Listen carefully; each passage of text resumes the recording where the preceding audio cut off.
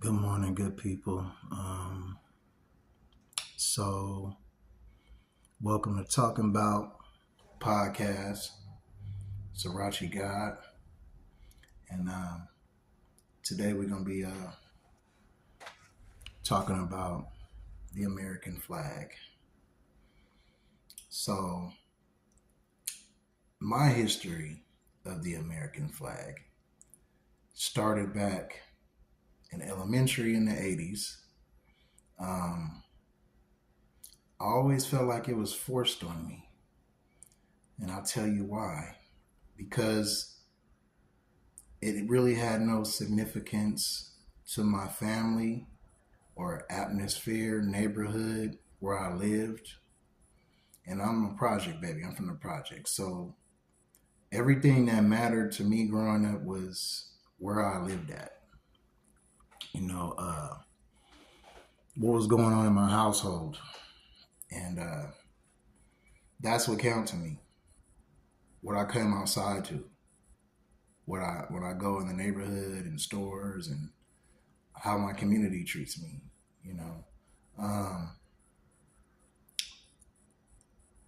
and the flag has never fed me, it ain't never saved anybody in my family.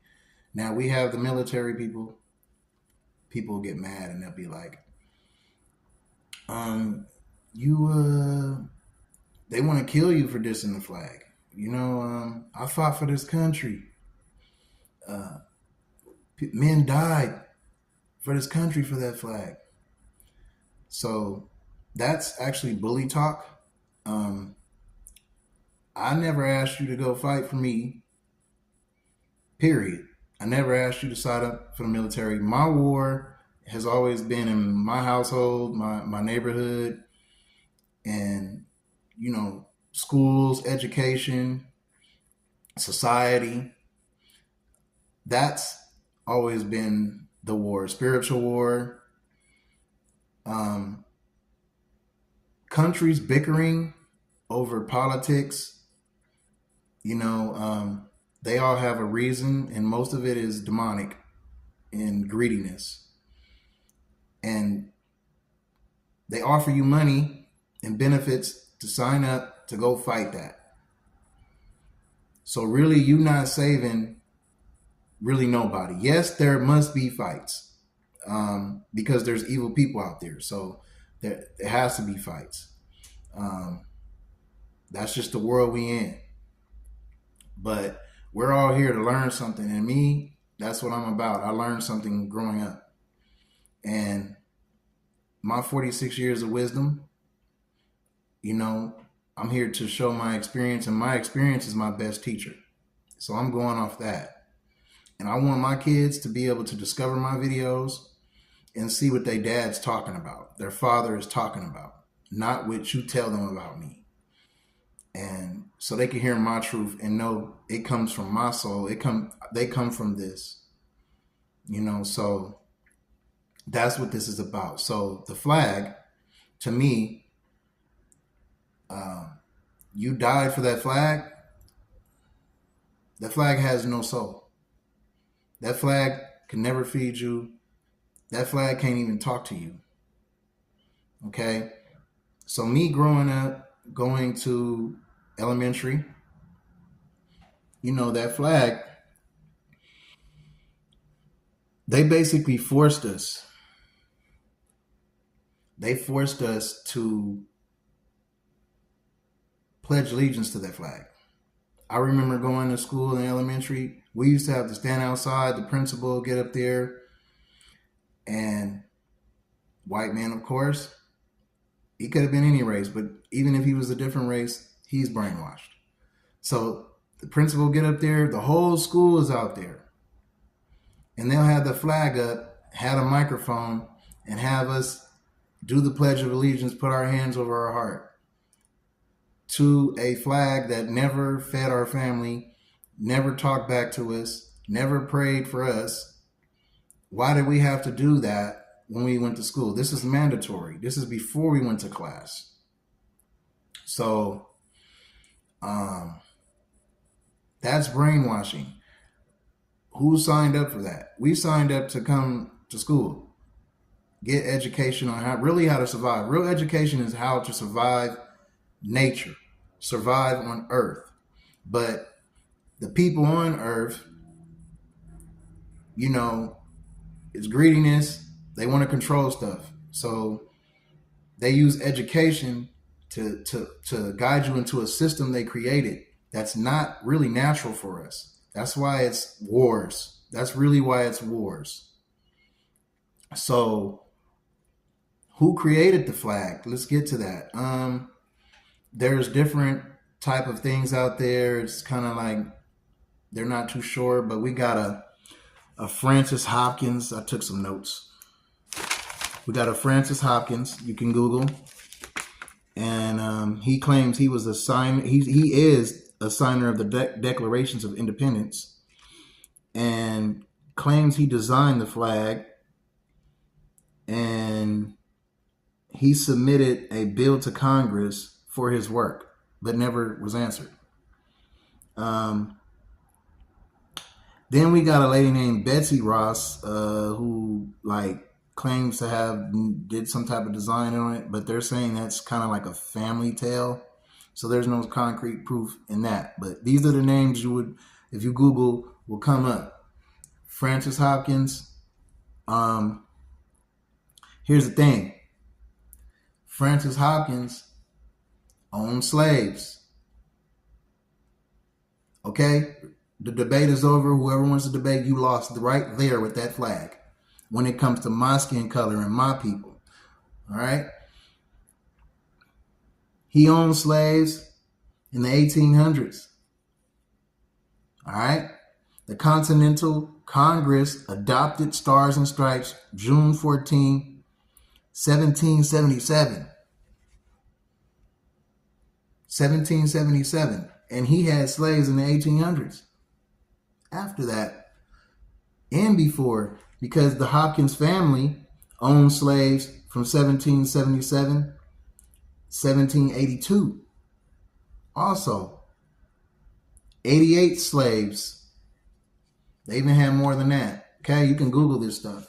So with that being said, and he claims he's the Francis Hopkins, claims he designed that flag and he wanted to get paid for it. So there you have it. There's the origin of that flag, and these are the type of people that come behind that. So that's why history is important. But people will tell you, forget the past. Quit holding on to the past. But guess what? Your experience comes from something that happened before. So you can use something that's traumatizing, something that's bad or good from the past, and use it as education, as an experience. That's education. Experience is education. It's actually the strongest education, because whatever you experience in life, you can carry on and teach yourself continuously, and you can teach others with your experience. So that flag, quit trying to press it on the kids in the school. We also had it in our classroom. So we would go from outside doing it. Then we'll go into class. There's a flag in the class. Before we could take a seat in the class, we would have to pledge allegiance to that flag. This was everyday routine. That's brainwashing. I didn't have any parents to say what I'm saying now. They didn't have Google. They didn't have the education either. No one teaching them about Francis Hopkins and all of that. They just went along with the program. And that's what's wrong with the world. A lot of people just running along with the program. And they got a way to keep you into the program because they're controlling your food, your rent, and all of that. With what? With money. You know what money means? See, this could be a whole nother subject on that money. That's a whole nother subject. We just really talking about the flag. You know what I'm saying? Let me save some content for y'all for later. I can go off. I also want to talk about the Bible, but as far as slaves in the Bible, when it says obey your master and all that, they have plenty of verses with obey your master.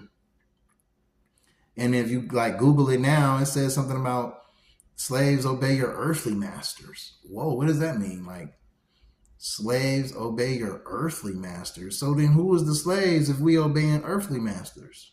Who is these earthly people? So that's a whole nother subject though. I never even heard a preacher speak on that in church. Like, how are you going to justify that? Slaves was stolen. Men was beaten, had their body parts cut off behind not obeying. First of all, you did not physically with your hands keep my people in slavery for 400 years with your hands. You had weapons. You had them guns. You just got a hold of the technology before we did. And that is what kept slavery so long, not hands. You think that they can take a whole basketball team of men? You see the basketball players? Do you see the football players? Do you see how big they are? Do you think that they can physically hold those men 400 years? No the hell way. You know what I'm saying? So it take guns to control those men. That's how you control them. So, you know, you got your son looking at a dude probably Shaq size getting handled by a small white man, and he's submitting, and the kids is growing up seeing that, and they see the torture they do to him. So now they got fear in them. So I don't want to hear nothing about that flag and people obeying that flag. That flag does not have a soul. It don't have a spirit. It can't walk, drink. It can't talk to us. This is just another brainwashing thing that's been going on for so long. And, you know, that's what my podcast is about, talking about podcasts. I'm going to talk about the things a lot of these other podcasters won't touch on. I could be talking about Diddy again or whatever. I can be talking about all of these, the voting going on.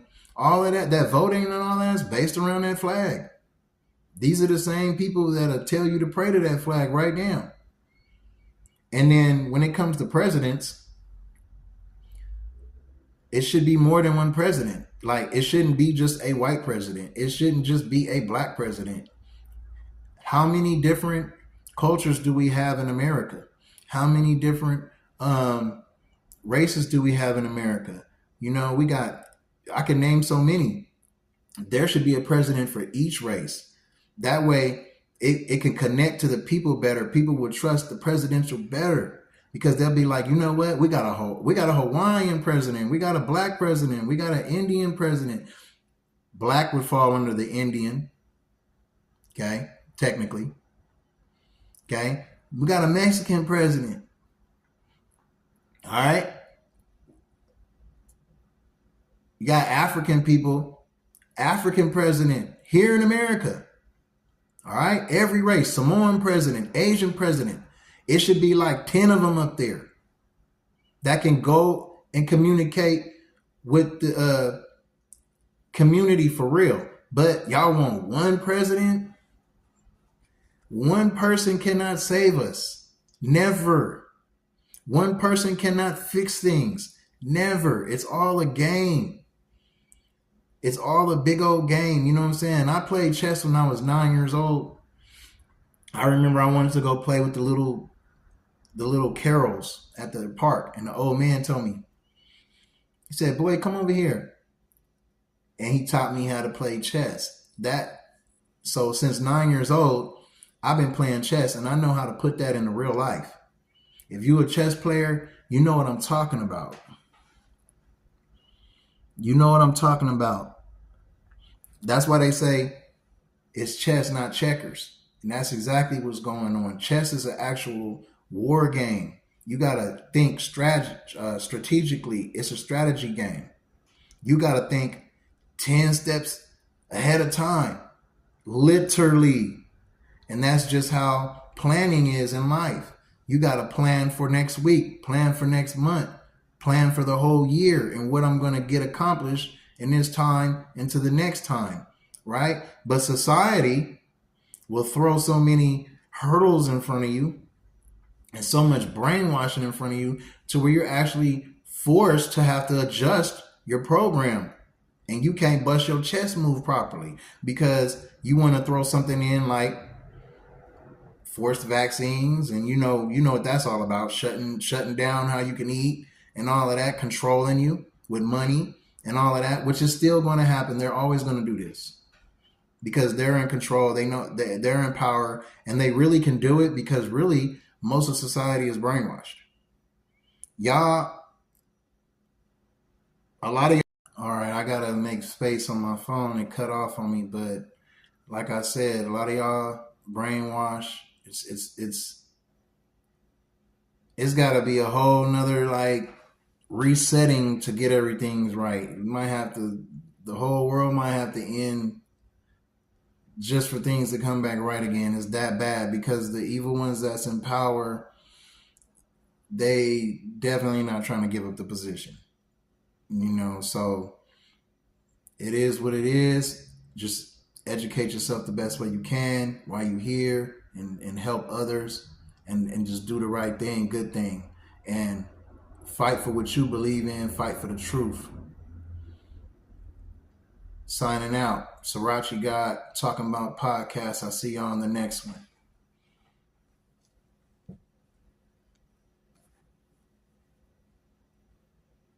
So the 444, that's good energy. And the 656 is good energy. You can look these numbers up, angel numbers, and I'll explain this one in another podcast.